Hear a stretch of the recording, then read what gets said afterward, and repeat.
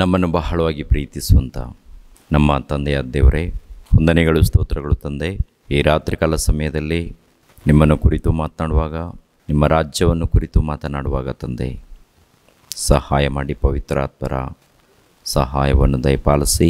ಎಷ್ಟು ಮಂದಿ ವಾಕ್ಯಗಳನ್ನು ತಿಳಿದುಕೊಳ್ಳೋದಕ್ಕೆ ಸಿದ್ಧರಾಗಿದ್ದಾರೋ ಎಲ್ಲರನ್ನೂ ಬಲಪಡಿಸಿ. ತಂದೆಯ ದೇವರೇ, ನಿಮ್ಮ ರಾಜ್ಯವನ್ನು ಕುರಿತು ಅನೇಕರಿಗೂ ಪ್ರಶ್ನೆಯಾಗಿ ಉಳ್ಕೊಂಡಿದೆ. ವಾಕ್ಯದ ಮೂಲಕ ಕೆಲವು ವಿಡಿಯೋಗಳನ್ನು ಮಾತನಾಡಿದ್ದೇವೆ. ಆದರೂ ಕೂಡ ಈ ಒಂದು ವಿಷಯವನ್ನು ಅರ್ಥ ಮಾಡಿಕೊಳ್ಳದೆ ಎಷ್ಟೋ ಮಂದಿ ಮೋಸ ಹೋಗ್ತಾ ಇದ್ದಾರೆ. ತಂದೆ, ಪ್ರತಿಯೊಬ್ಬರಿಗೂ ಒಂದು ಒಳ್ಳೆಯ ಅವಕಾಶವನ್ನು ನೀವು ಕೊಟ್ಟಿದ್ದೀರಾ. ಇದನ್ನು ಮೊದಲನೇದಾಗಿ ಎಲ್ಲರೂ ಕೇಳುವಂತೆ ಸಹಾಯ ಮಾಡಿ, ಕೇಳಿ ನಿಮ್ಮ ವಾಕ್ಯಕ್ಕೆ ವಿಧೇಯರಾಗುವಂತೆ ಸಹಾಯ ಮಾಡಿ. ತಂದೆಯ ದೇವರೇ, ನಿಮ್ಮ ಮಾತುಗಳು ಶ್ರೇಷ್ಠ, ಅದ್ಭುತ. ಇಂಥ ಅದ್ಭುತವಾದಂಥ ನಿಮ್ಮ ಮಾತುಗಳನ್ನು ತಿಳಿದುಕೊಂಡು ಭಕ್ತಿಯಿಂದ ನಡೆಯುವುದಕ್ಕೆ ಸಹಾಯ ಮಾಡಿ. ಯೇಸು ಪವಿತ್ರ ನಾಮದಲ್ಲಿ ಬೇಡ್ತಾ ಇದ್ದೀನಪ್ಪ ತಂದೆ, ಆಮೆನ್. ರಕ್ಷಕನಾದ ಯೇಸು ಕ್ರಿಸ್ತರ ನಾಮದಲ್ಲಿ ನಿಮ್ಮೆಲ್ಲರಿಗೆ ನನ್ನ ಹೃದಯಪೂರ್ವಕದಿಂದ ವಂದನೆಗಳನ್ನು ತಿಳಿಸ್ತಾ ಇದ್ದೀನಿ. ಪ್ರಿಯರಾದ ದೇವರ ಮಕ್ಕಳಿರ, ದೇವರ ರಾಜ್ಯವನ್ನು ಕುರಿತು ನಿರ್ದಿಷ್ಟವಾದ ಮಾಹಿತಿಗಳನ್ನು ಈ ದಿನ ನಿಮ್ಮೊಟ್ಟಿಗೆ ಹಂಚ್ಕೊಳ್ತಾ ಇದ್ದೀನಿ. ನಿರ್ದಿಷ್ಟವಾದ ಮಾಹಿತಿಗಳು ಅಂದರೆ ಖಚಿತವಾದಂಥ ಮಾಹಿತಿಗಳು. ದೇವರ ರಾಜ್ಯವನ್ನು ಕುರಿತು ಖಚಿತವಾದಂಥ ಮಾಹಿತಿಗಳು ಬೈಬಲ್ ಗ್ರಂಥದಲ್ಲಿ ಬರೆಯಲ್ಪಟ್ಟಿದೆ. ದೇವರ ರಾಜ್ಯವನ್ನು ಕುರಿತು ಈ ದಿನ ಕ್ರೈಸ್ತರ ಸಮಾಜದಲ್ಲಿ ಸರಿಯಾದ ರೀತಿಯಲ್ಲಿ ಅರ್ಥ ಮಾಡಿಕೊಂಡಿಲ್ಲ.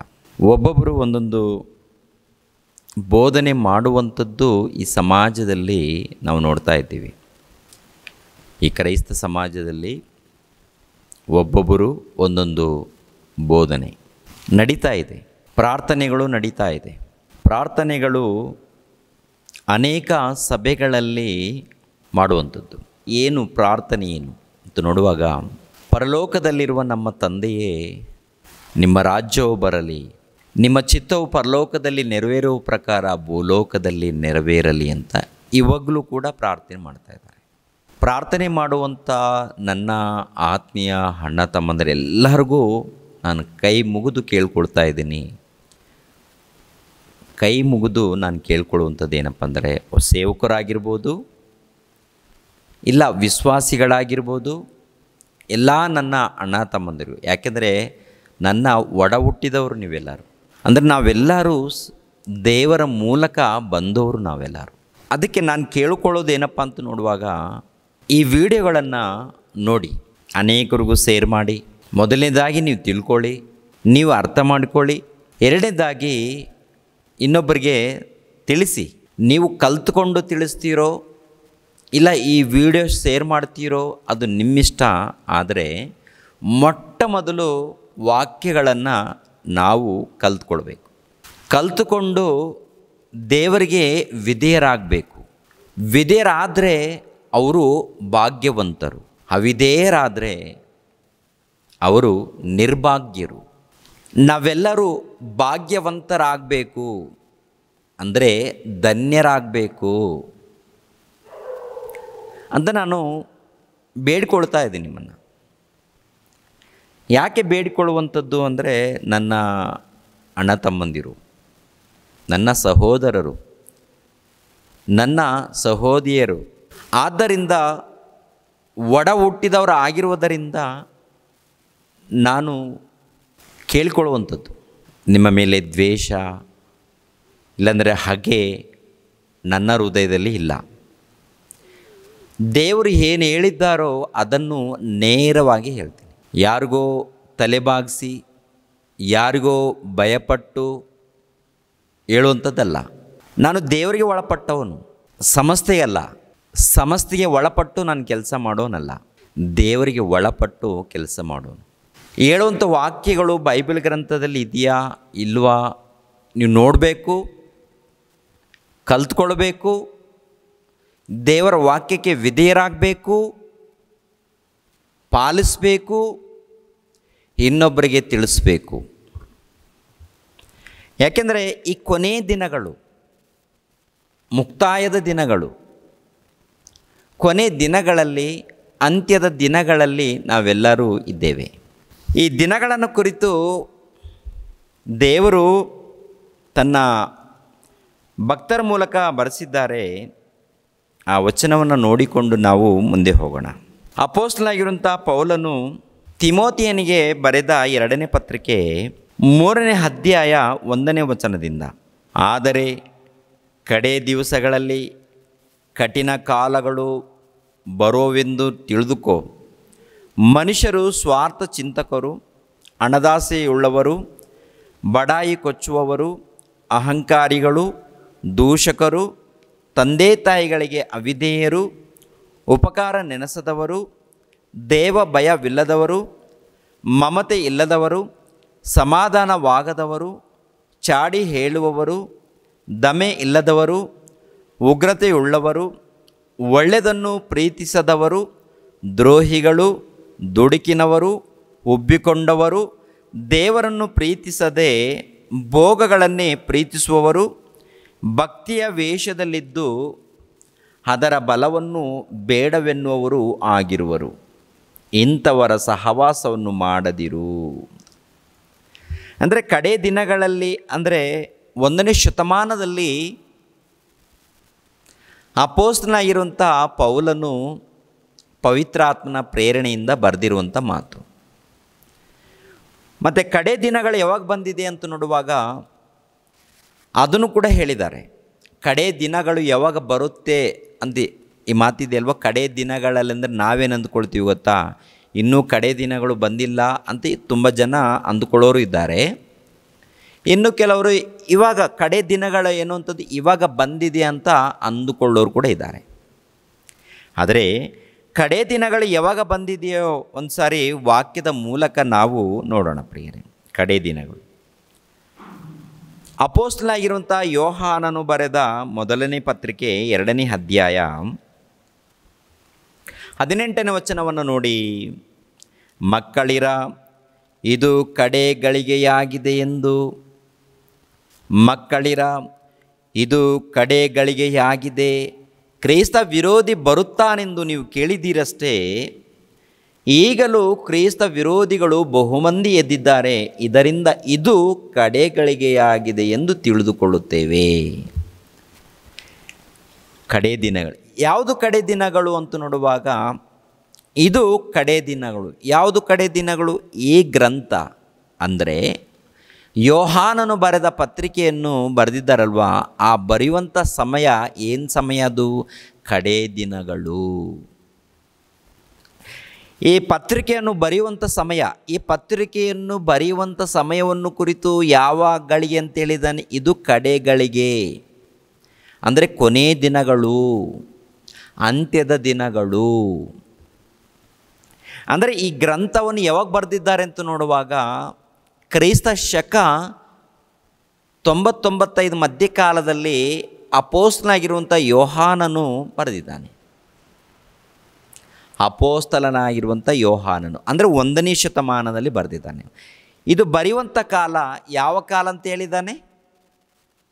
ಬರೆಯುವಂಥ ಕಾಲ ಯಾವ ಕಾಲ ಅಂತ ಹೇಳಿದ್ದಾನೆ? ಇದು ಕಡೇಗಳಿಗೆ, ಕಡೇ ಕಾಲ ಅಂತ ಹೇಳಿದ್ದಾನೆ. ಅದಲ್ಲೂ ಅಂದರೆ ಅಪೊಸ್ತಲನಾಗಿರುವಂಥ ಪೌಲನು ಕಡೇ ದಿನಗಳಲ್ಲಿ ಇಂಥ ಅಪಾಯಕರವಾದಂಥ ದಿನಗಳು ಬರುತ್ತೆ, ಆದ್ದರಿಂದ ನೀವು ಜಾಗೃತಿಯಾಗಿರಿ ಅಂತ ಹೇಳಿದ್ದಾನೆ. ಮತ್ತು ಕಡೇ ದಿನಗಳು ಬಂದಿದೆಯಾ ಬಂದಿಲ್ವಾ ಅಂತ ನೋಡುವಾಗ ಕಡೇ ದಿನಗಳು ಬಂದಿದೆ ಎಂದು, ಇದು ಕಡೇ ದಿನಗಳು, ಇದೇ ಕಡೇ ದಿನಗಳು ಅಂತೇಳಿ ಕನ್ಫರ್ಮ್ ಮಾಡಿದ್ದಾನೆ ಪ್ರಿಯರೇ. ಕಡೇ ದಿನಗಳು ಎನ್ನುವಂಥ ವಚನ ಇದೆಯಾ ಇಲ್ವ ಅಂತ ನೋಡುವಾಗ ಇದೆ. ಅದು ಬಂದಿದೆಯಾ ಬಂದಿಲ್ಲ ಅಂತ ನೋಡುವಾಗ ಬಂದಿದೆ. ಖಚಿತವಾದಂಥ ಮಾಹಿತಿ, ಕಡೇ ದಿನಗಳು ಬಂದಿದೆ ಎನ್ನುವಂಥ ವಚನ ನಿರ್ದಿಷ್ಟವಾದಂಥ ವಚನ, ನಿರ್ದಿಷ್ಟವಾದಂಥ ಮಾಹಿತಿ ಆಲ್ರೆಡಿ ವಚನದಲ್ಲಿ ಬರೆಯಲ್ಪಟ್ಟಿದೆ. ಅಂದರೆ ಖಚಿತವಾದಂಥ ವಚನ ಬಂದಿದೆಯಾ? ಯಾವಾಗ ಬಂದಿದೆ? 1ನೇ ಶತಮಾನದಲ್ಲೇ ಕಡೇ ದಿನಗಳು. ಈಗ ಬಂದಾಗ ಪ್ರಿಯರಾದ ದೇವರ ಮಕ್ಕಳಿಗೆ ಈ ಕಡೆ ದಿನಗಳಲ್ಲಿ ಏನೇನು ಬರುತ್ತೆ ಅಂತ ಯೇಸು ಕ್ರಿಸ್ತರು ಕೂಡ ಹೇಳಿದ್ದಾರೆ. ಒಂದು ಸಾರಿ ಗಮನಿಸ್ರಿ. ಯಾಕೆಂದರೆ ಮೊದಲನೇದಾಗಿ ನಾವು ತಿಳಿದುಕೊಳ್ಬೇಕು. ಪ್ರಿಯರಾದ ದೇವ್ರ ಮಕ್ಕಳಿಗೆ ಏನು ಮಾಡಬೇಕು ಹೇಳಿ? ಮೊದಲನೇದಾಗಿ ಅರ್ಥ ಮಾಡಿಕೊಳ್ಬೇಕು, ದೇವರ ವಾಕ್ಯಕ್ಕೆ ವಿಧೇಯರಾಗಬೇಕು. ಮತ್ತಾಯನ ಬರೆದ ಸುವಾರ್ತೆ 24ನೇ ಅಧ್ಯಾಯ, ಮತ್ತಾಯನ ಬರೆದ ಸುವಾರ್ತೆ 24ನೇ ಅಧ್ಯಾಯ 24ನೇ ವಚನ. ಸುಳ್ಳು ಕ್ರೈಸ್ತರು, ಸುಳ್ಳು ಪ್ರವಾದಿಗಳು ಎದ್ದು ಸಾಧ್ಯವಾದರೆ ದೇವರಾದುಕೊಂಡವರನ್ನು ಸಹ ಮೋಸಗೊಳಿಸುವುದಕ್ಕೋಸ್ಕರ ದೊಡ್ಡ ದೊಡ್ಡ ಸೂಚಕ ಕಾರ್ಯಗಳು, ಅದ್ಭುತ ಕಾರ್ಯಗಳನ್ನು ಮಾಡಿ ತೋರಿಸುವರು ಅಂತ ಮಾಡಿ ತೋರಿಸುತ್ತಾರೆ. ಈ ಕಡೆ ದಿನಗಳಲ್ಲಿ ಮಾಡಿ ತೋರಿಸ್ತಾರಂದರೆ ಅವರು ಕೂಡ ಯಾವಾಗ ಪ್ರಾರಂಭವಾಗಿದ್ದಾರೆ ಅಂತ ನೋಡುವಾಗ 1ನೇ ಶತಮಾನದಲ್ಲಿ. ಮತ್ತು ಏನು ಮಾಡಬೇಕು? ನಾವೆಲ್ಲರೂ ಏನು ಮಾಡಬೇಕು? ಎಚ್ಚರಿಕೆ, ಜಾಗ್ರತೆಯಾಗಿರಬೇಕು. ಯಾವ ವಿಷಯದಲ್ಲಿ ಜಾಗ್ರತೆ ಅಂತ ನೋಡುವಾಗ, ಯಾವ ವಿಷಯದಲ್ಲಿ? ನಿನ್ನ ನಂಬಿಕೆ ವಿಷಯದಲ್ಲಿ, ನಿನ್ನ ಭಕ್ತಿ ವಿಷಯದಲ್ಲಿ, ದೇವರ ವಾಕ್ಯದ ವಿಷಯದಲ್ಲಿ, ನೀನು ಮಾಡುವಂಥ ಪ್ರಾರ್ಥನೆ ವಿಷಯದಲ್ಲಿ, ನೀನು ಮಾಡುವಂಥ ದೇವರ ಸೇವೆ ವಿಷಯದಲ್ಲಿ, ಇನ್ನೊಬ್ಬರ ಬಳಿಯಲ್ಲಿ ಮಾತನಾಡುವಂಥ ವಿಷಯದಲ್ಲಿ, ಪ್ರತಿ ವಿಷಯದಲ್ಲಿ ನೀನು ಎಚ್ಚರಿಕೆಯಾಗಿರಬೇಕು. ಇನ್ನೊಬ್ಬರ ಹತ್ರ ಮಾತನಾಡುವಾಗ ಎಚ್ಚರಿಕೆ, ವಾಕ್ಯ ಓದುವಾಗ ಎಚ್ಚರಿಕೆ, ವಾಕ್ಯವನ್ನು ಬೋಧಿಸುವಾಗ ಎಚ್ಚರಿಕೆ, ಪ್ರಾರ್ಥನೆ ಮಾಡುವಾಗ ಎಚ್ಚರಿಕೆ, ಪ್ರತಿ ವಿಷಯದಲ್ಲಿ ನೀನು ಎಚ್ಚರಿಕೆಯಾಗಿರಬೇಕು ಅಂತ ಹೇಳಿದ್ದಾರೆ. ಇಲ್ಲದೆ ಹೋದರೆ ಮೋಸ ಹೋಗ್ತೀವ? ಮೋಸ ಹೋಗೋದಕ್ಕೆ ಅನೇಕ ದಾರಿಗಳಿದೆ. ಸತ್ಯದ ದಾರಿಯು ಒಂದೇ ದಾರಿ. ಸತ್ಯ ದಾರಿ ಇದೆಯಲ್ಲ, ಅದು ಒಂದೇ ದಾರಿ. ನಾನೇ ಮಾರ್ಗವು, ನಾನೇ ಸತ್ಯವು, ನಾನೇ ಜೀವವು. ನನ್ನ ಮೂಲಕ ಹೊರತು ಯಾರು ಕೂಡ ಪರಲೋಕಕ್ಕೆ ಬರುವುದಿಲ್ಲ, ನನ್ನ ಮೂಲಕನೇ ಬರ್ತಾರೆ. ಮಾರ್ಗ ಎಷ್ಟು ಮಾರ್ಗ ಇದೆ? ಮಾರ್ಗ ಎಷ್ಟು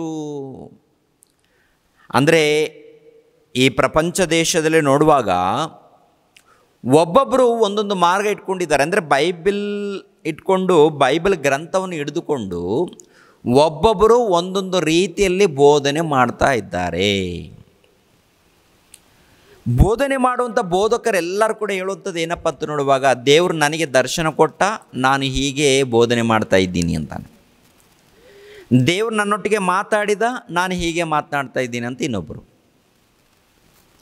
ಮತ್ತೊಬ್ಬರು ಹೇಳಿದ್ರು, ಇದು ವಚನ ಓದುವಾಗ ದೇವರು ಹೀಗೆ ಅರ್ಥ ಮಾಡುವಂತೆ, ಹೀಗೆ ಬೋಧಿಸುವಂತೆ ನನಗೆ ಹೇಳ್ದ, ನಾನು ಹೀಗೆ ಹೇಳ್ತಾ ಇದ್ದೀನಿ ಅಂತ. ನೋಡಿ, ನಮ್ಮ ಮಧ್ಯದಲ್ಲಿ ಎಷ್ಟು ಡಿಫ್ರೆಂಟ್ ಬೋಧನೆಗಳಿದೆ. ನೀವು ಯೋಚನೆ ಮಾಡಿ. ವಿಧವಾದಂಥ ಬೋಧನೆಗಳು ಇದೆಯೋ ಇಲ್ವೋ ನೀವು ಯೋಚನೆ ಮಾಡಿ ಪ್ರಿಯರೇ. ಅಂದರೆ ಬೋಧನೆ ಮಾಡೋರು ನನಗೆ ಶತ್ರುಗಳು ಅಂತ ನಾನು ಹೇಳ್ತಾ ಇಲ್ಲ. ಅವರೆಲ್ಲರೂ ಕೂಡ ನಮ್ಮ ಅಣ್ಣ ತಮ್ಮಂದಿರೇ ಅಂತ ಹೇಳ್ತೀನಿ, ನಮ್ಮ ಸಹೋದರರೇ ಎಲ್ಲರೂ ಕೂಡ. ಆದರೆ ನಮ್ಮ ಹಿಂದೆ, ಅಂದರೆ ನಮ್ಮ ಕ್ರೈಸ್ತ ಸಮಾಜದ ಹಿಂದೆ ವಾಕ್ಯದ ಪ್ರಕಾರ ಬೋಧನೆ ನಡೀತಾ ಇದೆಯಾ ಅಥವಾ ವಾಕ್ಯ ಭಿನ್ನವಾಗಿ ನಡೀತಾ ಇದೆಯಾ ಎನ್ನುವಂಥದ್ದು ನೀನು ಬದುಕಿರುವಾಗ, ಆರೋಗ್ಯವಾಗಿರುವಾಗ ಇವಾಗಲೇ ತಿಳ್ಕೊಳ್ಬೇಕಾದಂಥ ಸಂಗತಿಗಳು. ಸತ್ತ ನಂತರ ತಿಳ್ಕೊಳ್ಳುವಂಥ ಅವಶ್ಯಕತೆ ಇಲ್ಲ, ಸತ್ತ ನಂತರ ತಿಳ್ಕೊಳ್ಳೋದಕ್ಕೆ ಆಗೋದಿಲ್ಲ. ಅದು ಬದುಕಿರುವಾಗಲೇ ಆಗಬೇಕು. ನಿನ್ನ ಜೀವಿತ ಕಾಲದಲ್ಲೇ ಇದು ನಡಿಬೇಕು. ಸತ್ಯವನ್ನು ತಿಳ್ಕೊಳ್ಳುವಂಥದ್ದು. ಸತ್ತ ನಂತರ ಅಲ್ಲಿ ಮತ್ತೆ ಬೋಧಕರು ಬರೋದಿಲ್ಲ, ಯೇಸು ಕ್ರಿಸ್ತರು ಬಂದು ಬೋಧನೆ ಮಾಡೋದಿಲ್ಲ. ಅಂದರೆ ಅದನ್ನು ಕೂಡ ಹೇಳೋರಿದ್ದಾರೆ ಪ್ರಿಯರೇ. ಸತ್ತ ನಂತರ ಪರವಾಗಿಲ್ಲ, ಯೇಸು ಕ್ರಿಸ್ತರು ಬಂದು ಮತ್ತೆ ಬೋಧನೆ ಮಾಡಿ ಕರ್ಕೊಂಡು ಹೋಗ್ತಾರೆ ಅಂತ ಅಂಥವ್ರು ಕೂಡ ಇದ್ದಾರೆ. ಅಂದರೆ ಈ ಸಮಾಜದಲ್ಲಿ ನೋಡುವಾಗ ಒಟ್ಟಿನಲ್ಲಿ ಯಾರ ಮೂಲಕ ಅಪಾಯ ಇದೆ, ಯಾರ ಮೂಲಕ ತೊಂದರೆಗಳಿದೆ, ಯಾರ ಮೂಲಕ ನಾಶ ಇದೆ ಅಂತ ನೋಡುವಾಗ ಹೊರಗಡೆ ಇದ್ದವ್ರ ಮೂಲಕ ಇದೆಯಾ ಅಥವಾ ನಮ್ಮಲ್ಲಿದ್ದವ್ರ ಮೂಲಕ ಇದೆಯಾ? ನೀವು ಹೇಳಬೇಕು. ಏನ್ರಿ, ನನ್ನನ್ನು ನಿಂದಿಸೋದು ಮೊಟ್ಟ ಮೊದಲು ಬಿಡಿ. ತುಂಬ ಜನ ಏನು ಮಾಡಿದ್ದಾರೆ ಅಂದರೆ, ಕೆಲವರು ಸೇವಕರು ರಾಮು ಪಾಸ್ಟರ್ದು ವಿಡಿಯೋ ಬಂದರೆ ನೋಡಬೇಡಿ, ಅವರು ವಿಡಿಯೋನ ಸೆಂಡ್ ಮಾಡಿದ್ರೆ ನಿಮ್ಮನ್ನು ಈ ಗ್ರೂಪ್ನಿಂದ ಡಿಲೇಟ್ ಮಾಡ್ತೀವಿ, ಹೊರಗಡೆ ತೆಗೆದಾಕ್ತೀವಿ ಅಂತ ಇದೊಂದು ಬೆದರಿಕೆ. ನನ್ನ ವಿಡಿಯೋನ ದೇವ್ರದ್ದಲ್ವಾ? ನನ್ನ ಬಗ್ಗೆ ಯಾವತ್ತಾದ್ರೂ ನಾನು ಮಾತಾಡಿದ್ದೀನ? ಎಲ್ಲೋ ಒಂದು ಕಡೆ ಎರಡು ಕಡೆ ಮಾತಾಡಿದ್ದೀನಿ. ನಾನು ಯಾಕೆ ಯೇಸು ಕ್ರಿಸ್ತ ನಂಬಿಕೊಂಡೆ ಅದೊಂದು ನನ್ನ ಬಗ್ಗೆ ಎಲ್ಲೋ ಒಂದು ಕಡೆ ಇರುತ್ತೆ. ಆದರೆ ಹೆಚ್ಚಾಗಿ ಕಥೆಗಳು ಮಾತಾಡಲ್ಲ. ಎಲ್ಲಾದರೂ ಕಥೆಗಳು ಕೇಳಿದ್ದೀರಾ? ನನ್ನ ಪ್ರಸಂಗದಲ್ಲಿ ಕಥೆಗಳನ್ನು ಕೇಳಿದ್ದೀರಾ? ಇಲ್ಲ ನನ್ನ ಬಗ್ಗೆ ಹೆಚ್ಚಾಗಿ ನಾನು ಮಾತಾಡೋದನ್ನು ಕೇಳಿದ್ದೀರಾ? ಇಲ್ಲ ಮಾಯ ಮಾತುಗಳನ್ನು ಕೇಳಿದ್ದೀರಾ? ಇಲ್ಲ ಹಣ ಕೊಡಿ ನಿಮಗೆ ಆಶೀರ್ವಾದ ಬರುತ್ತೆ ಇದೇನಾದರೂ ಹೇಳಿದ್ದೀನ? ಇಲ್ಲ ರೀ. ದೇವರ ರಾಜ್ಯಕ್ಕಾಗಿ ನೀತಿಗಾಗಿ ತೌಕಪಡಿ ನಿಮ್ಗೆ ಏನೇನು ಬೇಕು ನಾನು ಕೊಡ್ತೀನಿ ಅಂತ ತಂದೆ ದೇವರು ಹೇಳಿದಾರಲ್ಲ, ಆ ಮಾತಿನ ಮೇಲೆ ನಿಂತ್ಕೊಂಡಿದ್ದೀನಿ ನಾನು. ಯಾವ ಮಾತಿನ ಮೇಲೆ? ದೇವರ ರಾಜ್ಯಕ್ಕಾಗಿ ನೀತಿಗಾಗಿ ತೌಕಪಡಿ ಅಂತ ಹಾಡಾಡ್ತೀವಿ ನಾವು. ಭಾನುವಾರ ಬಂದಾಗ ಹಾಡಾಡ್ತೀವಿ, ಮತ್ತು ಯಾವುದ್ರಿಗೋಸ್ಕರ ತೌಕ ಪಡ್ತಾ ಇದ್ದೀವಿ ಅಂತ ನೋಡುವಾಗ ಮತ್ತೆ ಹೊರಗಡೆ ಹೋದ ನಂತರ ನಮ್ಮ ಹೊಟ್ಟೆಪಾಡಿಗೋಸ್ಕರನೇ ತೌಕ ಪಡ್ತೀವಿ. ಹೊಟ್ಟೆಪಾಡಿಗೋಸ್ಕರ ದುಡಿಯೋಣ ಬೇಡಂತಲ್ಲ. ನೀನು ದುಡಿಯುವಂಥ ಪ್ರತಿ ಪೈಸಾ ದೇವರ ರಾಜ್ಯಕ್ಕಾಗಿ ನೀನು ಕಷ್ಟಪಡಬೇಕಾಗತ್ತೆ. ಅದರ ಅರ್ಥ ನಿನಗೆ ಅರ್ಥ ಆಗಲಿಲ್ಲ. ಪ್ರಾರ್ಥನೆ ಮಾಡಿದ್ರು ಹಾಡಾಡಿದ್ರು ಅದು ದೇವರ ರಾಜ್ಯಕ್ಕೆ ಸಂಬಂಧಪಟ್ಟಿದೆ ಅಂದ್ಕೊಳ್ಳಿದ್ದೀರಿ. ಇಲ್ಲ ರೀ, ಪ್ರಾರ್ಥನೆ ಮಾಡೋದು ಒಂದು, ಹಾಡಾಡುವಂಥದ್ದು ಒಂದು, ವಾಕ್ಯಗಳನ್ನು ಓದುವಂಥದ್ದು, ವಾಕ್ಯಗಳನ್ನು ಕಲಿಯುವಂಥದ್ದು, ಆನಂತರ ವಿಧಿಯರಾಗುವಂಥದ್ದು, ಆನಂತರ ಬೋಧನೆ ಮಾಡುವಂಥದ್ದು ತುಂಬ ಇದೆ ರೀ. ತುಂಬ ಇದೆ, ಬಹಳ ಇದೆ. ಆದರೆ ಅರ್ಥ ಮಾಡಿಕೊಳ್ಳದೆ ನಾವು ಬಹಳ ಮೋಸ ಹೋಗ್ತಾ ಇರ್ತೀವಿ. ಪ್ರಾರ್ಥನೆಯಲ್ಲಿ ಕೂಡ ನೋಡುವಾಗ ಎಷ್ಟೋ ಮಂದಿ, ಎಷ್ಟೋ ಸಭೆಗಳು, ಪ್ರಿಯರ ದೇವ್ರ ಮಕ್ಕಳಿಗೆ ಕೆಲವು ಸಂದರ್ಭಗಳಲ್ಲಿ ಏನ್ರಿ ನಾನು ಪ್ರಯಾಣ ಮಾಡುವಂಥ ಸಮಯದಲ್ಲಿ ಇಲ್ಲಾಂದರೆ ಎಲ್ಲೋ ಒಂದು ಕಡೆ ಒಬ್ಬೊಂಟಿಗನಾಗಿ ಇರ್ತೀನಿ, ಒಂಟಿಗನಾಗಿದ್ದಾಗ ಕಣ್ಣಲ್ಲಿ ನೀರು ಬರ್ತಾ ಇರ್ತಾರೆ. ಏನು ದೇವ್ರೆ ಈ ಥರ ಆಗ್ಬಿಟ್ಟಿದ್ದಾರೆ ಜನ. ಬೈಬಲ್ ಗ್ರಂಥ ಇಲ್ಲದವರು, ತಿಳಿಯದವರು ಅವರು ಒಂದು ರೀತಿಯಲ್ಲಿ ಹೋಗಿದ್ದಾರೆ. ಬೈಬಲ್ ಗ್ರಂಥವನ್ನು ಇಟ್ಕೊಂಡವರು, ಬೈಬಲ್ ಗ್ರಂಥವನ್ನು ಓದೋರೇ, ಪಾಲಿಸ್ತಾ ಇದ್ದೀವಂತ ಹೇಳೋರೆ ಭಯಂಕರ. ಅಂದರೆ ಒಬ್ಬೊಬ್ಬರೊಂದೊಂದು ಬೋಧನೆ ಮಾಡ್ತಾ ಇದ್ದಾರಲ್ಲ. ಬೋಧನೆ ಮಾಡಿದ್ರೆ ಸರಿಯಾಗುತ್ತೆ ದೇವ್ರು. ಯಾರು ಯಾವ ರೀತಿ ಬೋಧನೆ ಮಾಡಿದ್ರೆ ಪರವಾಗಿಲ್ವ ದೇವ್ರೆ? ಕೆಲವು ಪ್ರಶ್ನೆಗಳು ದೇವರ ಹತ್ರ ನಾವು ಕೇಳ್ಕೊಂಡಾಗ ಅದು ಹೇಗಾಗುತ್ತೆ ಮಗನ, ನಾನು ಹೇಳಿದ್ದೀನಲ್ವ ಅಂತಾರೆ ದೇವರು. ಹೇಳಿದ್ದೀನಲ್ವ, ವಾಕ್ಯದ ಪ್ರಕಾರ ನೋಡ್ಕೊಡ್ರಿ, ಎಚ್ಚರಿಕೆ ಆಗಿರಿ, ನಿಮ್ಮ ಬೋಧಕರು ಏನು ಹೇಳ್ತಾರೋ ಅದನ್ನು ಕೂಡ ಗಮನಿಸಿರಿ, ಪರಿಶೋಧನೆ ಮಾಡಿ ತಿಳ್ಕೊಳ್ಳಿ, ವಾಕ್ಯದ ಪ್ರಕಾರ ನೋಡಿ, ವಾಕ್ಯದ ಪ್ರಕಾರ ಜೀವಿಸಿ, ವಾಕ್ಯದ ಪ್ರಕಾರ ಬದುಕಿ. ಭಿನ್ನವಾದ ಸುವಾರ್ಥಿಕರು ಬರ್ತಾರೆ, ಕಳ್ಳಬೋಧಕರು ಬರ್ತಾರೆ, ಜಾಗ್ರತೆ ಜಾಗ್ರತೆ ಜಾಗ್ರತೆ ಅಂತ ಎಷ್ಟು ಮಾತುಗಳು ಹೇಳಿದ್ದೀನಿ ಮಗನೇ. ಹೌದು ತಂದೆ, ಮತ್ತು ಈ ಥರ ಮತ್ತು ಏನು ಮಾಡಲಿ? ಹೋಗು ಮಾತಾಡು, ವಾಕ್ಯದ ಪ್ರಕಾರ ಮಾತಾಡು ಮಗನೇ. ಮತ್ತು ಕೇಳ್ತಾರೋ ಬಿಡ್ತಾರೋ ಅವರಿಷ್ಟ, ನಿನ್ನ ಪ್ರಯತ್ನ ನೀನು ಮಾಡು. ನನ್ನ ಪ್ರಯತ್ನ ಮಾತ್ರ ಮಾಡ್ತಾಯಿದ್ದೀನಿ. ಎರಡನೇದಾಗಿ ವಿಧೇಯನಾಗಿ ನನ್ನ ತಮ್ಮಂದಿರೆಂದು, ನನ್ನ ಅಣ್ಣಂದಿರೆಂದು, ನನ್ನ ಆತ್ಮೀಯರೆಂದು ಕೇಳಿಕೊಳ್ಳುವಂಥದ್ದು. ಬೈಬಲ್ ಓದಿ ಅಂತ ಮತ್ತೇನಲ್ಲ, ಬೈಬಲ್ ಓದಿ ಪರಿಶೋಧನೆ ಮಾಡಿ ಅಂತ. ಏನ್ರಿ, ನನ್ನದು ವಾಟ್ಸಪ್ ನಂಬರ್ ಎಲ್ಲರಿಗೂ ಗೊತ್ತು. ಈ ದೇವರ ರಾಜ್ಯವನ್ನು ಕುರಿತು ನಿಮ್ಗೆ ಏನು ಪ್ರಶ್ನೆ ಇದೆಯೋ ವಾಯ್ಸ್ ಮೆಸೇಜ್ ಹಾಕಿ ಪ್ರೇಯರ್, ವಾಯ್ಸ್ ಮೆಸೇಜ್ ಒಂದು ರಿಫ್ರೆನ್ಸ್ ಹಾಕಿ. ಒಂದು ವೇಳೆ ಪ್ರಶ್ನೆ ಇದ್ದರೆ, ಯಾರಿಗಾದರೂ ಪ್ರಶ್ನೆ ಇದ್ದರೆ, ಯಾಕೆಂದರೆ ಇದು ಸುಮಾರು ಅಂಶಗಳಾಗುತ್ತೆ. ಇದು ಪೂರ್ತಿ ಸಂಪೂರ್ಣವಾಗಿ ಮಾಹಿತಿ ಕೊಡೋದಕ್ಕೆ ನಾನು ಸಿದ್ಧನಾಗಿದ್ದೀನಿ. ಸಂಪೂರ್ಣವಾದಂಥ ಮಾಹಿತಿ ಅಂದರೆ ಎಲ್ಲೆಲ್ಲಿ ಪ್ರಶ್ನೆಗಳಿದೆಯೋ ಆ ಪ್ರಶ್ನೆಗಳಿಗೆ ಉತ್ತರವನ್ನು, ವಾಕ್ಯದ ಮೂಲಕ ಉತ್ತರವನ್ನು ಕೊಡೋದಕ್ಕೆ ಸಿದ್ಧನಾಗಿದ್ದೀನಿ. ಕೆಲವರು ಸಭೆಯವರು ಯೇಸು ಕ್ರಿಸ್ತರು ರಹಸ್ಯ ಆಗಮನದಲ್ಲಿ ಬಂದ ನಂತರ ಎತ್ತಲ್ಪಡ್ತಾರೆ. ನೀತಿವಂತರು ಎತ್ತಲ್ಪಟ್ಟು ಮಧ್ಯ ಆಕಾಶದಲ್ಲಿ ಇವರೆಲ್ಲರನ್ನ ಕರ್ಕೊಂಡು ಹೋಗ್ತಾನೆ. ಮಧ್ಯ ಆಕಾಶದಲ್ಲಿ ರಾಜ್ಯ ಪರಿಪಾಲನೆ ನಡೆಯುತ್ತೆ ಅನ್ನುವಂಥ ಕೆಲವು ಬೋಧನೆಗಳಿದೆ. ಕ್ರಿಸ್ತನ ರಾಜ್ಯ ಪರಿಪಾಲನೆ ನಡೆಯುತ್ತೆ.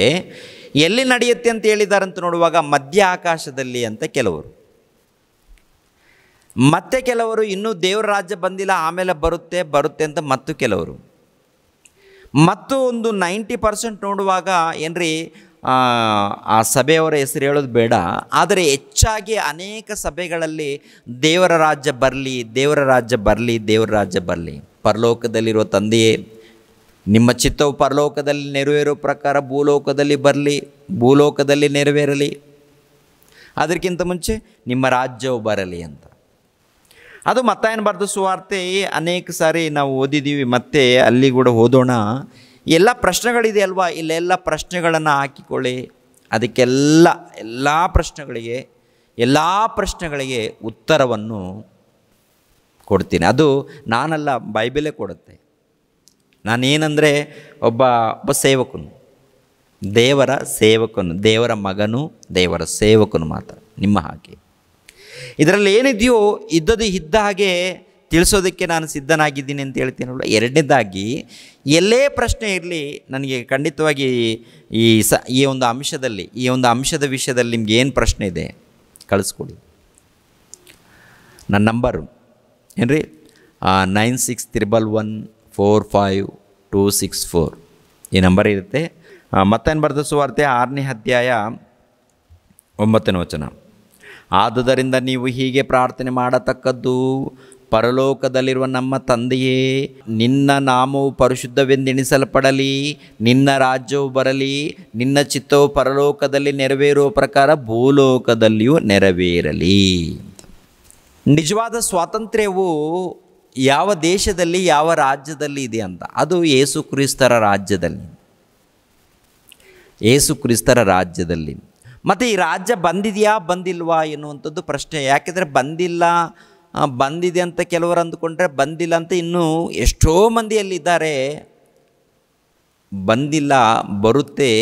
ಮಧ್ಯ ಆಕಾಶದಲ್ಲಿ ದೇವರ ರಾಜ್ಯ ಸ್ಥಾಪನೆಗೊಳ್ಳುತ್ತೆ ಅಂಥೇಳಿ ಮಧ್ಯ ಆಕಾಶದಲ್ಲಿ ನಡೆಯುತ್ತೆ ಎಂದು ಈ ರೀತಿ ಭ್ರಮೆಯಲ್ಲಿದ್ದಾರೆ, ಅಂದುಕೊಳ್ತಾ ಇದ್ದಾರೆ, ಬೋಧನೆ ಮಾಡ್ತಾ ಇದ್ದಾರೆ. ಅದೇ ಪ್ರಕಾರ ದೇವರ ರಾಜ್ಯ ಬರಲಿ ಅಂತೇಳಿ ಇದೊಂದು ಹೇಳ್ಕೊಂಡು ಹೋಗ್ತಾ ಇದ್ದಾರೆ. ಮತ್ತು ಇವರು ಯಾವ ವಚನಗಳನ್ನು ಹಿಡಿದುಕೊಂಡಿದ್ದಾರೆ, ಯಾವ ವಚನಗಳನ್ನು ತೋರಿಸ್ತಾ ಇರ್ತಾರೆ, ಮಾತನಾಡ್ತಾ ಇರ್ತಾರೆ ಅಂತ ನೋಡುವಾಗ ಹಳೆ ಒಡಂಬಡಿಕೆಯಲ್ಲಿದೆ ವಚನಗಳು, ಹೊಸ ಒಡಂಬಡಿಕೆಯಲ್ಲಿದೆ ವಚನಗಳು. ಇಲ್ಲಿ ಎಲ್ಲ ವಚನಗಳು ಹಿಡಿದುಕೊಂಡು ಯಾಕೆಂದರೆ ಪ್ರಶ್ನೆಗಳೇ ಇರುತ್ತೆ ರೀ. ಯೆಶಾಯನ ಗ್ರಂಥದಲ್ಲಿ ನೋಡುವಾಗ ಅಲ್ಲಿ ದೇವರ ರಾಜ್ಯವನ್ನು ಕುರಿತು ಬರೆಯಲ್ಪಟ್ಟಿದೆ.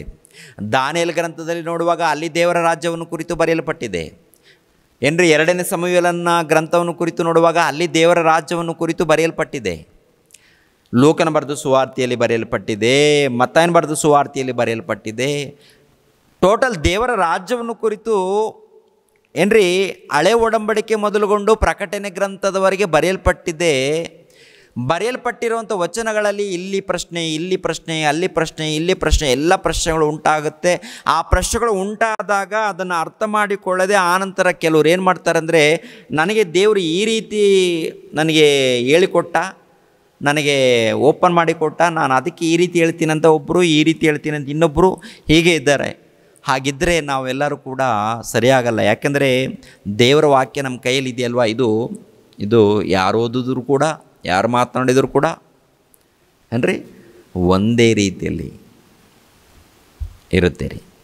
ಅಂದರೆ ನಿಜವಾದ ಭಕ್ತರು ಯಾರೇ ಮಾತಾಡಲಿ ಎಷ್ಟು ಮಂದಿ ಪ್ರವಾದಿಗಳಿದ್ದಾರೋ ಆ ಎಲ್ಲ ಪ್ರವಾದಿಗಳು ನೋಡಿ ವಿರುದ್ಧವಾಗಿ ಮಾತನಾಡಿಲ್ಲ. ಅವರು ಒಂದೇ ಕಾಲದಲ್ಲಿ ಕೂಡ ಇದ್ದವರು ಕೂಡ ಅಲ್ಲ, ಒಂದೇ ಕಾಲದಲ್ಲಿ ಇದ್ದವರಲ್ಲ, ಬೇರೆ ಬೇರೆ ಕಾಲದಲ್ಲಿ ಇದ್ದರೂ ಕೂಡ ದೇವರಿಗೆ ವಿಧೇಯರಾಗಿ ನ್ಯಾಯವಾಗಿ ಕರೆಕ್ಟಾಗಿ ಮಾತಾಡಿದ್ದಾರೆ. ಆದರೆ ನಾವೆಲ್ಲರೂ ಒಂದೇ ಕಾಲದಲ್ಲಿ ಇದ್ದರೂ ಕೂಡ ಈ ಸೇವಕ್ಕೊಂದು ರೀತಿಯಲ್ಲಿ, ಆ ಸೇವಕ್ಕೊಂದು ರೀತಿಯಲ್ಲಿ ಈ ಥರ ಇದ್ದರೆ ನಾವು ಪರಲೋಕಕ್ಕೆ ಹೋಗ್ತೀವ? ನಿತ್ಯ ಲೋಕವನ್ನು ಪಡ್ಕೊಳ್ತೀವ ಪ್ರಿಯರೇ? ಒಂದು ಸಾರಿ ಆಲೋಚನೆ ಮಾಡಿ ಪ್ರಿಯರ ದೇವ್ರ ಮಕ್ಕಳಿಗೆ. ನೋಡಿ, ಮತ್ತಾಯನ ಬರೆದ ಸುವಾರ್ತೆಯಲ್ಲಿ ಏನು ಬರೆಯಲ್ಪಟ್ಟಿದೆಯೋ ಒಂದು ಸಾರಿ ಮತ್ತಾಯನ ಬರೆದ ಸುವಾರ್ತೆ 19ನೇ ಅಧ್ಯಾಯ 28ನೇ ವಚನ. ಇದರಲ್ಲಿ ಎಷ್ಟು ವಚನಗಳು ಬರುತ್ತೆ, ಎಷ್ಟು ಪ್ರಶ್ನೆಗಳು ಬರುತ್ತೆ ಅದನ್ನು ಕೂಡ ನೀವು ಕೌಂಟ್ ಮಾಡಿ. 19ನೇ ಅಧ್ಯಾಯ 27ನೇ ವಚನ, 28ನೇ ವಚನ. ಆಗ ಪೇತ್ರನು ಆತನನ್ನು, ಇಗೋ, ನಾವು ಎಲ್ಲ ಬಿಟ್ಟು ನಿನ್ನನ್ನು ಹಿಂಬಾಲಿಸಿದ್ದೆವು, ನಮಗೆ ಏನು ದೊರಕುವುದು ಎಂದು ಕೇಳಲು, ಯೇಸು ಅವರಿಗೆ, ನಿಮಗೆ ಸತ್ಯವಾಗಿ ಹೇಳುತ್ತೇನೆ, ಹೊಸ ಸೃಷ್ಟಿಯಲ್ಲಿ ಮನುಷ್ಯಕುಮಾರನು ತನ್ನ ಮಹಿಮೆಯ ಸಿಂಹಾಸನದ ಮೇಲೆ ಕೂತುಕೊಳ್ಳುವಾಗ ನನ್ನನ್ನು ಹಿಂಬಾಲಿಸಿರುವ ನೀವು ಸಹ 12 ಸಿಂಹಾಸನಗಳ ಮೇಲೆ ಕೂತುಕೊಂಡು ಇಸ್ರಾಯೇಲಿನ 12 ಕುಲಗಳಿಗೆ ನ್ಯಾಯ ತೀರಿಸುವಿರಿ ಅಂತಾನೆ. ಅಂದರೆ ಯೇಸು ಕ್ರಿಸ್ತರು ಹೇಳಿರುವಂಥ ಮಾತು, ಈ ಮಾತು ಪ್ರಿಯರ ದೇವ್ರ ಮಕ್ಕಳಿರ, ಹೊಸ ಸೃಷ್ಟಿಯಲ್ಲಿ ಮನುಷ್ಯಕುಮಾರನು ತನ್ನ ಮಹಿಮೆಯ ಸಿಂಹಾಸನದ ಮೇಲೆ ಕೂತುಕೊಳ್ಳುವ ಹಾಗೆ ನನ್ನನ್ನು ಹಿಂಬಾಲಿಸಿರುವ ನೀವು ಸಹ 12 ಸಿಂಹಾಸನಗಳ ಮೇಲೆ ಕೂತುಕೊಂಡು ಇಸ್ರಾಯೇಲಿನ 12 ಕುಲಗಳಿಗೆ ನ್ಯಾಯ ತೀರಿಸುವಿರಿ ಅಂತ. ಗಮನಿಸ್ರಿ, ಯೇಸು ಕ್ರಿಸ್ತರು ಒಂದು ಸಿಂಹಾಸನದ ಮೇಲೆ ಕೂತ್ಕೊಳ್ತಾರಂತೆ. ಆನಂತರ ಈ 12 ಮಂದಿ ಕೂಡ ತನ್ನ ಜೊತೆಯಲ್ಲಿ 12 ಸಿಂಹಾಸನಗಳ ಮೇಲೆ ಕೂತ್ಕೊಳ್ತಾರೆ. 12 ಸಿಂಹಾಸನಗಳ ಮೇಲೆ, ಈ 12 ಸಿಂಹಾಸನಗಳ ಮೇಲೆ ಕುಳಿತುಕೊಂಡು ಏನ್ರಿ ಇಸ್ರಾಯೇಲ್ರಿಗೆ ನ್ಯಾಯ ತೀರಿಸುವರು. ಇಸ್ರಾಯೇಲ್ರಿಗೆ ಯಾರು ನ್ಯಾಯ ತೀರಿಸ್ತಾರಂತೆ? 12 ಮಂದಿ ಅಪೋಸ್ತಲರು ಇದ್ದಾರಲ್ಲ, ಈ 12 ಮಂದಿ ಅಪೋಸ್ತಲರು ನ್ಯಾಯ ತೀರಿಸ್ತಾರಂತೆ. ಯಾವಾಗ? ಹೊಸ ಸೃಷ್ಟಿಯಲ್ಲಿ ಅಂತ ಹೇಳಿದ್ದಾರೆ. ಹೊಸ ಸೃಷ್ಟಿಯಲ್ಲಿ ಯೇಸು ಕ್ರಿಸ್ತರು ತನ್ನ ಸಿಂಹಾಸನದ ಮೇಲೆ ಕುಳಿತುಕೊಂಡಾಗ ಅದೇ ಪ್ರಕಾರ ಈ 12 ಮಂದಿ ಕೂಡ ಸಿಂಹಾಸನಗಳ ಮೇಲೆ ಕುಳಿತುಕೊಳ್ತಾರಂತೆ. ಕುಳಿತುಕೊಂಡು ಏನ್ರಿ ಈ 12 ಗೋತ್ರಗಳಿದೆಯಲ್ವ ಇಸ್ರಾಯೇಲ್ಯರಲ್ಲಿ, 12 ಗೋತ್ರಗಳಿಗೆ, ಈ 12 ಗೋತ್ರಗಳಿಗೆ ಇವರು ಏನು ಮಾಡ್ತಾರಂತಿದೆ ಈ ವಚನದಲ್ಲಿ? ನ್ಯಾಯ ತೀರಿಸ್ತಾರಂತೆ ಇವರೆಲ್ಲರೂ.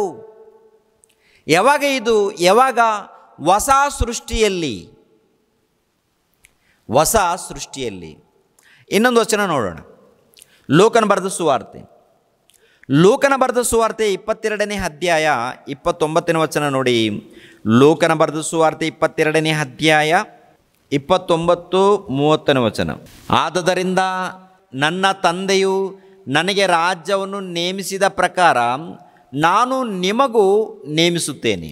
ನನ್ನ ರಾಜ್ಯದಲ್ಲಿ ನೀವು ನನ್ನ ಮೇಜಿನ ಮೇಲೆ ಊಟ ಮಾಡುವಿರಿ, ಕುಡಿಯುವಿರಿ ಮತ್ತು ಸಿಂಹಾಸನಗಳ ಮೇಲೆ ಕೂತುಕೊಂಡು ಇಸ್ರಾಯೇಲಿನ 12 ಕುಲಗಳಿಗೆ ನ್ಯಾಯ ತೀರಿಸುವಿರಿ ಅಂತ ಹೇಳ್ತಾರೆ. ನ್ಯಾಯ ತೀರಿಸುವಿರಿ ಅಂತ. ಇಲ್ಲಿ ಪ್ರಿಯರಾದೇವ್ರ ಮಕ್ಕಳಿರೆ, ಇಲ್ಲಿ ಬರೆಯಲ್ಪಟ್ಟಿರುವಂಥ ವಚನ, ಮತ್ತಾಯನ ಬರೆದ ಸುವಾರ್ತೆಯಲ್ಲಿ ಬರೆಯಲ್ಪಟ್ಟಿರುವಂಥ ವಚನ, ಆ ವಚನದಲ್ಲಿರುವಂಥ ಭಾವನೆಗಳು ಒಂದೇನಾ ಅಥವಾ ಬೇರೆ ಬೇರೆನಾ? ಮತ್ತಾಯನ ಬರೆದ ಸುವಾರ್ತೆ 19ನೇ ಅಧ್ಯಾಯ 28ನೇ ವಚನವನ್ನು ನೋಡಿದ್ದೇವೆ. ಅಲ್ಲಿ ಏನಂತ ಬರೆಯಲ್ಪಟ್ಟಿದೆ? ಹೊಸ ಸೃಷ್ಟಿಯಲ್ಲಿ ದೇವರ ಸಿಂಹಾಸನದ ಮೇಲೆ ನಾನು ಕೂತ್ಕೊಳ್ತೀನಿ, ಅದೇ ಪ್ರಕಾರ ನಿಮಗೂ ಕೂಡ 12 ಸಿಂಹಾಸನಗಳು ಕೊಡಲ್ಪಡುತ್ತೆ. 12 ಸಿಂಹಾಸನಗಳು ಕೊಡಲ್ಪಟ್ಟ ನಂತರ ನೀವು ಇಸ್ರಾಯೇಲ್ರಿಗೆ ನ್ಯಾಯ ತೀರಿಸುವಿರಿ ಅಂತ ಹೇಳಿದ್ದಾನೆ. ಅದು ಹೊಸ ಸೃಷ್ಟಿಯಲ್ಲಿ ಅಂತ ಹೇಳಿದ್ದಾನೆ. ಇಲ್ಲಿ ಲೂಕನ ಬರೆದ ಸುವಾರ್ತೆಯಲ್ಲಿ 22ನೇ ಅಧ್ಯಾಯ 29-30ನೇ ವಚನ. ಆದುದರಿಂದ ನನ್ನ ತಂದೆಯು ನನಗೆ ರಾಜ್ಯವನ್ನು ನೇಮಿಸಿದ ಪ್ರಕಾರ ನಾನು ನಿಮಗೂ ನೇಮಿಸುತ್ತೇನೆ. ನನ್ನ ರಾಜ್ಯದಲ್ಲಿ ನೀವು ನನ್ನ ಮೇಜಿನ ಮೇಲೆ ಊಟ ಮಾಡುವಿರಿ, ಕುಡಿಯುವಿರಿ ಮತ್ತು ಸಿಂಹಾಸನಗಳ ಮೇಲೆ ಕೂತುಕೊಂಡು ಇಸ್ರಾಯೇಲಿನ 12 ಕುಲಗಳಿಗೆ ನ್ಯಾಯ ತೀರಿಸುವಿರಿ. 12 ಕುಲಗಳಿಗೆ ಅಂದರೆ ಇಲ್ಲಿ ಒಂದು ಕ್ಲೂ ಸಿಗುತ್ತೆ. ಇಲ್ಲಿ ಒಂದು ಕ್ಲೂ ಏನು ಸಿಗುತ್ತೆ ಅಂತ ನೋಡುವಾಗ, ಮತ್ತಾಯನ ಬರೆದ ಸುವಾರ್ತೆ 19ನೇ ಅಧ್ಯಾಯ 28ನೇ ವಚನದಲ್ಲಿ ಇರುವಂಥದ್ದು, ಆನಂತರ ಲೂಕನ ಬರೆದ ಸುವಾರ್ತೆ 22ನೇ ಅಧ್ಯಾಯ 19-30ನೇ ವಚನದಲ್ಲಿ ಇರುವಂಥದ್ದು ವಿಷಯ, ಸಂಗತಿ ಒಂದೇ ರೀ. ಅಲ್ಲಿ ಹೊಸ ಸೃಷ್ಟಿ ಅಂತ ಹೇಳಿದ್ದಾನೆ, ಇಲ್ಲಿ ದೇವರ ರಾಜ್ಯ ಅಂತ ಹೇಳಿದ್ದಾನೆ. ಓಕೆನಾ? ಅಲ್ಲಿ ಹೊಸ ಸೃಷ್ಟಿ ಅಂತ ಹೇಳಿದ್ದಾನೆ, ಇಲ್ಲಿ ದೇವರ ರಾಜ್ಯ ಅಂತ ಹೇಳಿದ್ದಾನೆ. ಅಂದರೆ ಹೊಸ ಸೃಷ್ಟಿ ಅಂದ್ರೂ ದೇವರ ರಾಜ್ಯ ಅಂದ್ರೂ ಒಂದೇನಾ? ಹೊಸ ಸೃಷ್ಟಿ ಅಂದ್ರೂ ದೇವರ ರಾಜ್ಯ ಅಂದ್ರೂ ಒಂದೇ. ಈ ಹೊಸ ಸೃಷ್ಟಿ ಎನ್ನುವಂಥದ್ದು, ದೇವರ ರಾಜ್ಯ ಎನ್ನುವಂಥದ್ದು ಒಂದೇ ಅಂದಿರುವಾಗ, ಒಂದೇ ಅಂತ ಹೇಳಿರುವಾಗ, ಈ ಹೊಸ ಸೃಷ್ಟಿ ಇಲ್ಲಾಂದರೆ ದೇವರ ರಾಜ್ಯ ಬಂದಿದೆ ಅಂದರೆ ಹೊಸ ಸೃಷ್ಟಿ ಕೂಡ ಬಂದಿದೆ ಅಂತ ಅರ್ಥ. ಹೊಸ ಸೃಷ್ಟಿ ಬಂದಿದೆ ಅಂದರೆ ದೇವರ ರಾಜ್ಯ ಬಂದಿದೆ ಅಂತಲೂ ಅರ್ಥ. ಒಟ್ಟಿನಲ್ಲಿ ಈ ವಚನಗಳನ್ನು ನಾವೇನು ಮಾಡಬೇಕು ಅಂತ ನೋಡುವಾಗ ಏನ್ರಿ, ಮೊದಲನೇದಾಗಿ ಚೆನ್ನಾಗಿ ಓದಬೇಕು, ಪರಿಶೋಧನೆ ಮಾಡಬೇಕು. ಆ ನಂತರ ಅರ್ಥ ಮಾಡಿಕೊಂಡು ದೇವರ ವಾಕ್ಯಗಳಿಗೆ ವಿಧೇಯರಾಗಬೇಕು. ವಿಧೇಯರಾದರೆ ಭಾಗ್ಯವಂತರಾಗ್ತೀವಿ, ಧನ್ಯರಾಗ್ತೀವಿ. ದೇವರ ವಾಕ್ಯಗಳಿಗೆ ವಿಧೇಯರಾದರೆ. ಆಲೋಚನೆ ಮಾಡಿ. ಇನ್ನೂ ವಚನಗಳು ಯಾಕೆಂದ್ರೆ ತುಂಬ ಇದೆ. ಇದೇನಪ್ಪ ಅಂದರೆ ಪ್ರಶ್ನೆಗಳು ಮಾತ್ರ. ಇನ್ನು ವಾಕ್ಯಗಳನ್ನು ನಾನು ಬಿಡಿಸಿ ಹೇಳ್ತಾ ಇಲ್ಲ. ಬಿಡಿಸಿ ಹೇಳೋದಕ್ಕೆ ಬಹಳ ಟೈಮ್ ಬೇಕಾಗುತ್ತೆ. ದಯಮಾಡಿ ಪೂರ್ತಿ ವಿಡಿಯೋಗಳನ್ನು ನೋಡಿ. ಯಾಕೆಂದರೆ 10 ನಿಮಿಷ 20 ನಿಮಿಷ ಅಂತಂದರೆ ಇವರಿಗೆ ಯಾವತ್ತಿಗೂ ಅರ್ಥ ಆಗಲ್ಲ. ಏನ್ರಿ, ಯಾವತ್ತಿಗೂ ಅರ್ಥ ಆಗಲ್ಲ ರೀ. 10 ನಿಮಿಷಕ್ಕೆ ಅಭ್ಯಾಸ ಮಾಡಿದವರು 10 ನಿಮಿಷ 20 ನಿಮಿಷಕ್ಕೆ ನಮಗೆ ವಿಷಯಗಳು ಗೊತ್ತಾಗಬೇಕು ಅನ್ನೋರು ಇರ್ತಾರೆ ನೋಡಿ, ಇವ್ರಿಗೆ ಯಾವತ್ತಿಗೂ ದೇವ್ರ ವಾಕ್ಯ ಅರ್ಥ ಆಗಲ್ಲ. ಏನ್ರಿ, ಸಿನಿಮಾ 10 ನಿಮಿಷದಲ್ಲಿ ಮುಗಿಸ್ಬಿಡ್ರಿ ಬ್ರದರ್ ಅಂತ ಹೇಳ್ತೀರಾ? ಸಿನಿಮಾಗಳು ಅದು 3 ಗಂಟೆ ಇರಬೇಕು ಬ್ರದರ್, 3 ಗಂಟೆ ಇರಬೇಕಿಲ್ಲ 2 ಗಂಟೆ ಇರಬೇಕು ಅಂತ ಹೇಳ್ತೀರಾ? ಸೀರಿಯಲ್ಗಳು 1-2 ಸೀರಿಯಲ್ಗಳಲ್ಲಿ ಮುಗಿಸ್ಬಿಟ್ರಿ ಸ್ಟೋರಿ ಎಲ್ಲ ಅಂತ ಹೇಳ್ತೀರಾ?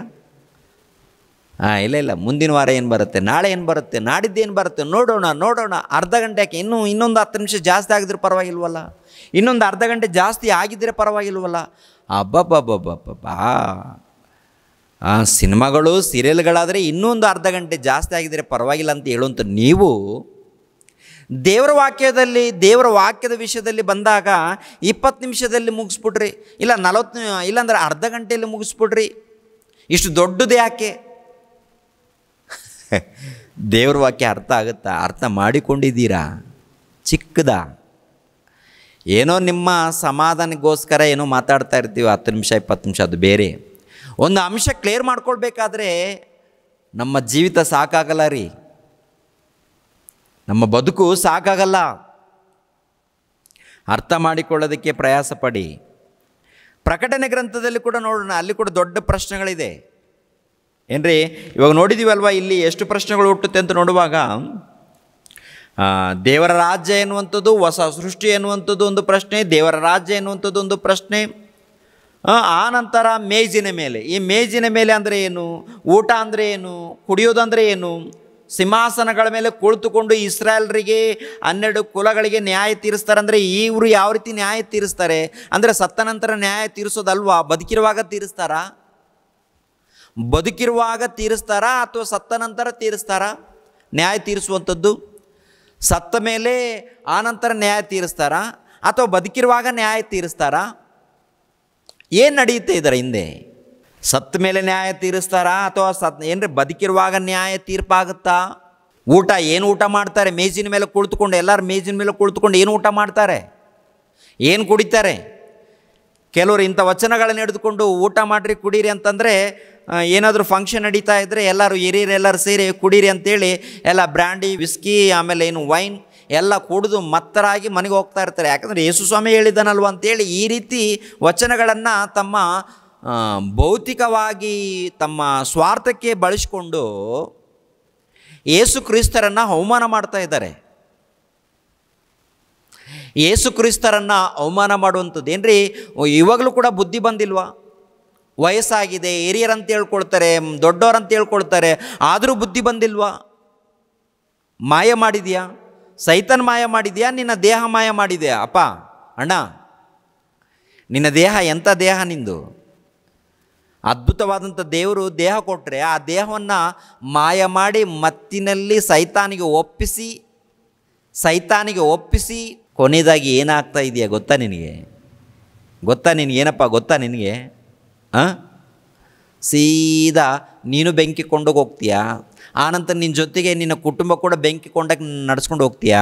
ಆ ಬೆಂಕಿ ಕೊಂಡದಲ್ಲಿ, ಆ ನರಕದಲ್ಲಿ ಗೋಳಾಡೋದು ನೀನು, ನಿನ್ನ ಹೆಂಡತಿ, ನಿನ್ನ ಮಕ್ಕಳು. ಅದನ್ನು ತಪ್ಪಿಸ್ಕೊಳ್ಬೇಕು ಅನ್ನೋಂಥ ಕೊರಗಿಲ್ವಾ? ವೇದನೆ ಇಲ್ವಾ? ಗಳಿಸ್ಕೋಬೇಕು ಎನ್ನುವಂಥ ಆಲೋಚನೆ ಅದೇ ಇದೆಯಾ? ಸಾಯೋ ತನಕ ಅದೇನಾ? ಸಾಯೋ ತನಕ ಗಳಿಸಬೇಕು, ಸಂಪಾದನೆ, ಬೆಳ್ಳಿ ಬಂಗಾರ ಒಡವೆಗಳು, ಇದೇ ಆಲೋಚನೆ ಇದೆಯಾ? ಏನು ದೇವ್ರ ಕೆಲಸ ಮಾಡಲ್ವಾ?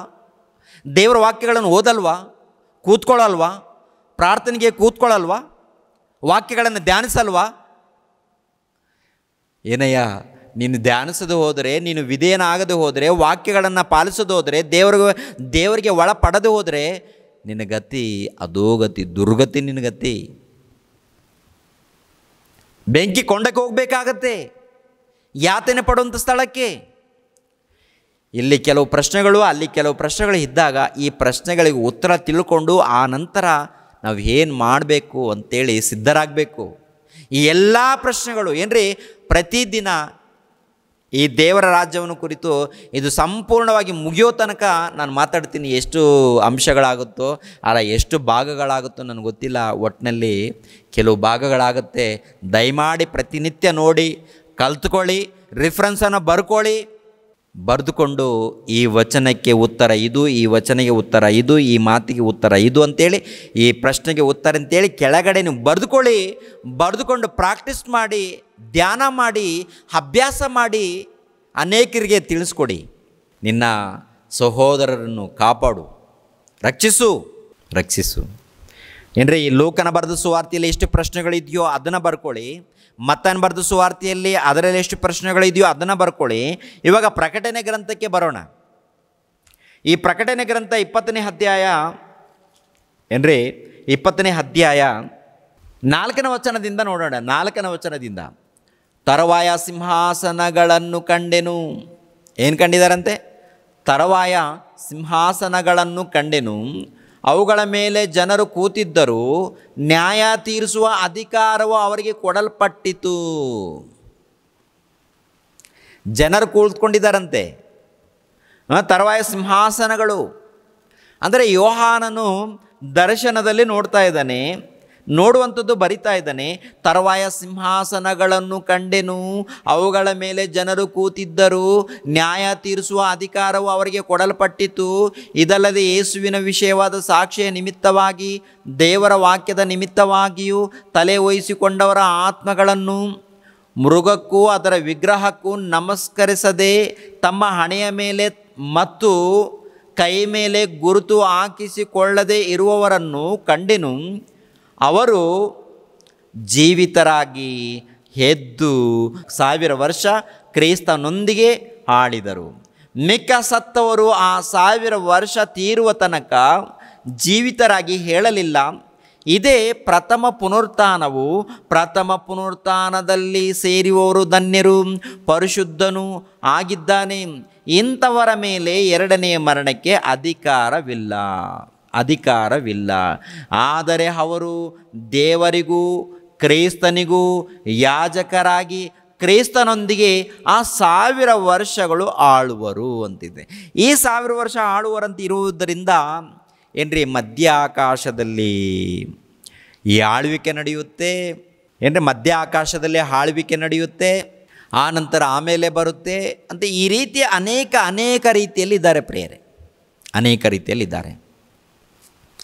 ಅಂದರೆ ಇವೆಲ್ಲ ಪ್ರಶ್ನೆಗಳಿದೆ ಅಲ್ವಾ? ಇವೆಲ್ಲ ಪ್ರಶ್ನೆಗಳು ಮತ್ತಾಯನ ಬರೆದ ಸುವಾರ್ತೆಯಲ್ಲಿ ಹೊಸ ಸೃಷ್ಟಿ ಅಂತ ಹೇಳಿದ್ದಾನೆ.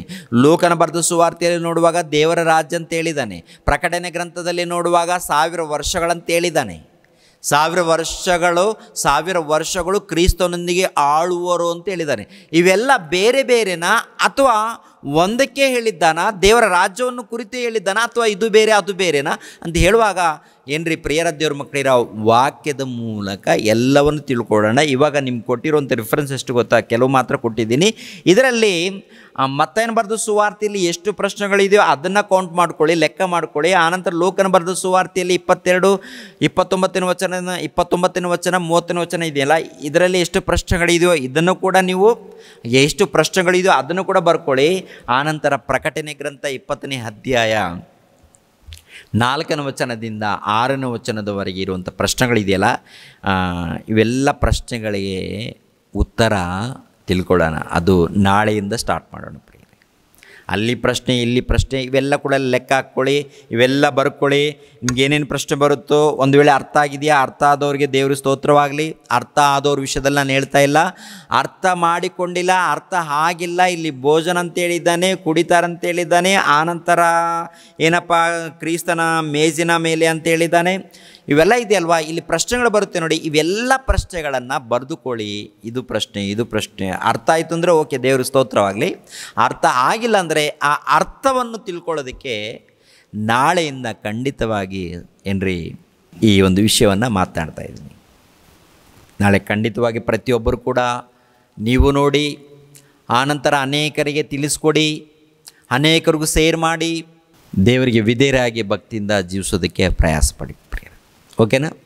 ದೇವರು ನಿಮ್ಮನ್ನು ನನ್ನನ್ನು ಆಶೀರ್ವದಿಸಲಿ. ಮತ್ತು ನಾಳೆ 8:15 ನೇರ ಪ್ರಸಾರದಲ್ಲಿ ಎಲ್ಲರೂ ಮೀಟ್ ಆಗೋಣ ಪ್ರೇರೆ. ಎಲ್ಲರೂ ಬನ್ನಿ, ಎಲ್ಲರೂ ವೀಕ್ಷಿಸ್ರಿ.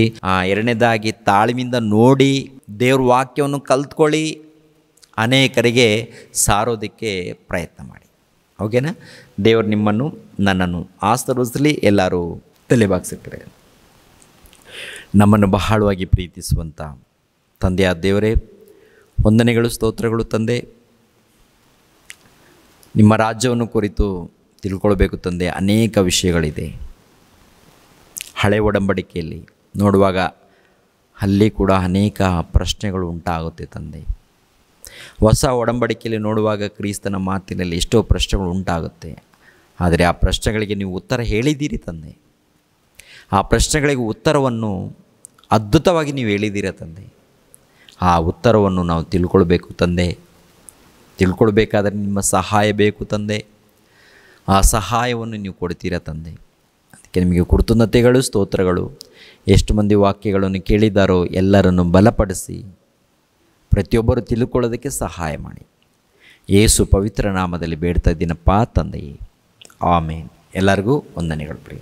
ರಕ್ಷಕನಾದ ಯೇಸು ಕ್ರಿಸ್ತರ ನಾಮದಲ್ಲಿ ಆತ್ಮೀಯರೆಲ್ಲರಿಗೂ ಹೃತ್ಪೂರ್ವಕ ವಂದನೆಗಳನ್ನು ತಿಳಿಸ್ತಾ ಇದ್ದೇನೆ. ದೇವರ ಸೇವೆ ನಿಮಿತ್ತವಾಗಿ ಪ್ರಾರ್ಥಿಸಿರಿ ಹಾಗೂ ದೇವರ ಸೇವೆಯಲ್ಲಿ ಭಾಗಿಗಳು ಆಗಿ. ಪ್ರತಿಯೊಬ್ಬನು ತನ್ನ ಹೃದಯದಲ್ಲಿ ನಿರ್ಣಯಿಸಿಕೊಂಡ ಪ್ರಕಾರ ಕೊಡಲಿ.